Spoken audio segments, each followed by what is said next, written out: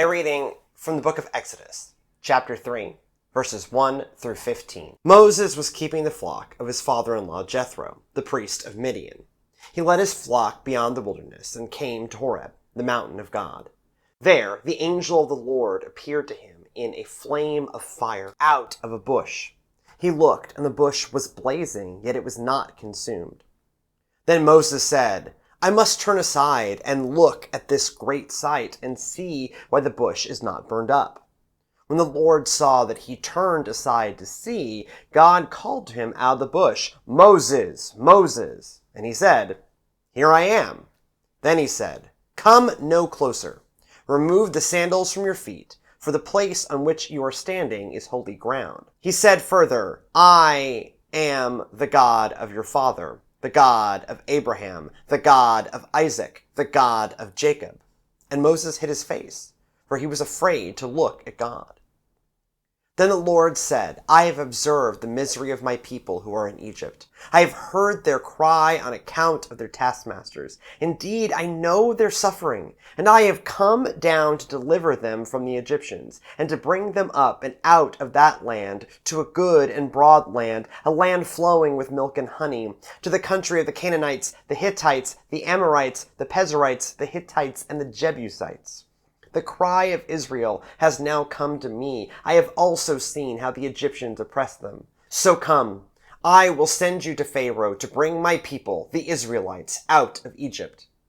But Moses said to God, Who am I that I should go to Pharaoh and bring the Israelites out of Egypt? He said, I will be with you, and this shall be the sign for you that it is I who sent you. When you have brought the people out of Egypt, you shall worship God on this mountain.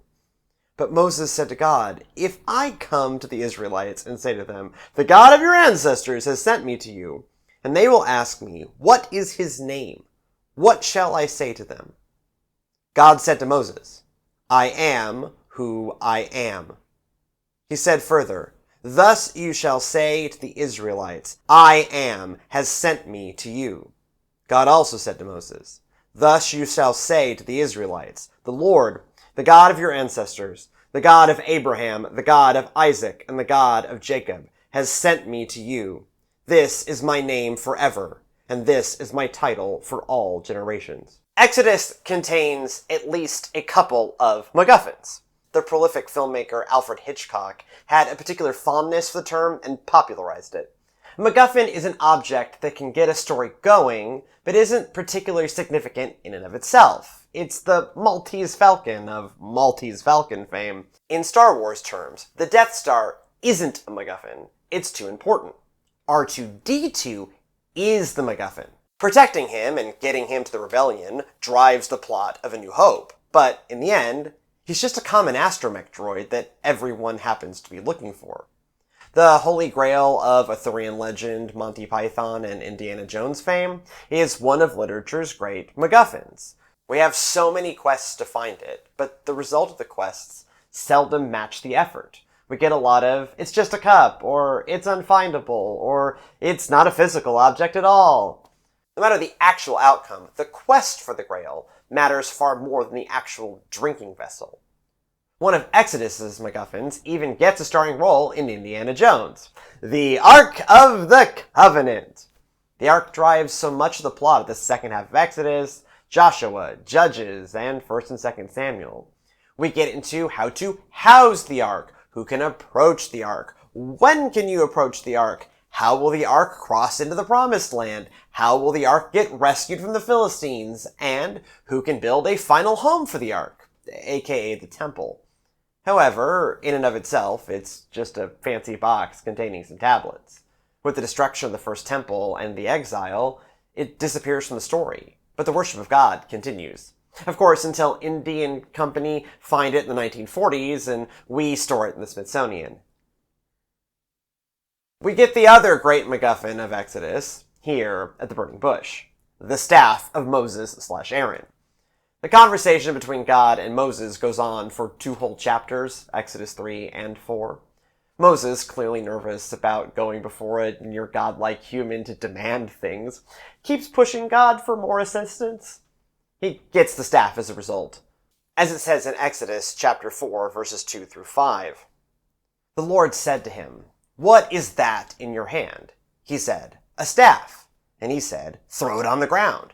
So he threw the staff on the ground, and it became a snake, and Moses drew back from it. Then the Lord said to Moses, "Reach out your hand and seize it by the tail."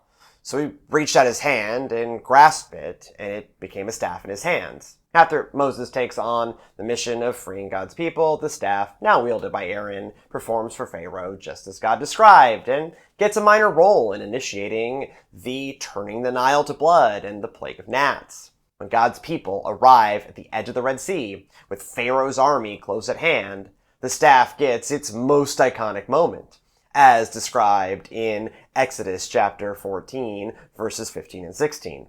Then the Lord said to Moses, "Why do you cry out to me? Tell the Israelites to go forward. But lift up your staff and stretch out your hand over the sea and divide it, that the Israelites may go into the sea on dry ground."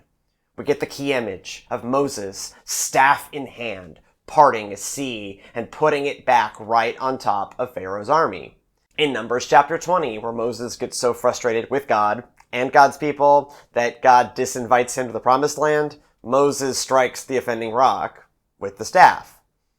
Much like R2-D2 weaving his way through every mainline Star Wars film, the staff keeps making a great MacGuffin because it keeps showing up at pivotal moments to help push the plot forward. It's also just a stick of wood. Outside of its involvement in the grand drama of a contest between God and Pharaoh, it has no innate relevancy.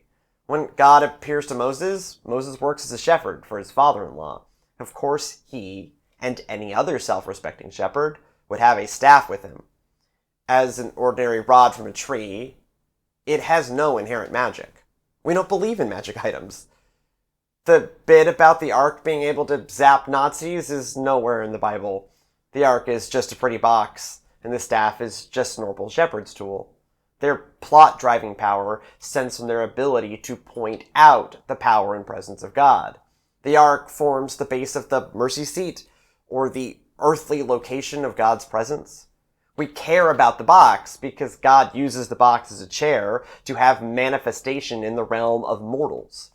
When the Levites approach the box with fear for their lives, gilded wood has nothing to do with it. They rightly fear the unstoppable creator of the universe who uses the box as an earthly throne. The staff serves as a pointer to show the directionality of God's power. By giving the name of God there at the burning bush, God commits God's power to the freeing of God's people. This is what's happening in Exodus chapter 3, verse 14. God said to Moses, "I am who I am." He said further, "Thus you shall say to the Israelites, I am has sent me to you." Moses and the cause of liberating God's people from slavery constitute the first use of God's full name, and thus full power, in protection of God's people. The MacGuffin of the staff merely highlights what God does to overcome Pharaoh, who believed himself to be a god. In this way, even Moses, the great prophet, is perhaps himself merely a MacGuffin. He's just a man doing the talking. Seeking, calling, and having a human as voice box drives the plot forward. But the plot is about the power of God doing the defeating of Pharaoh, not the work of a mere mortal. God stars in Exodus, with Moses' staff and ark as supporting cast. God's the hero. Pharaoh's the villain. Everyone else is a plot-driving MacGuffin.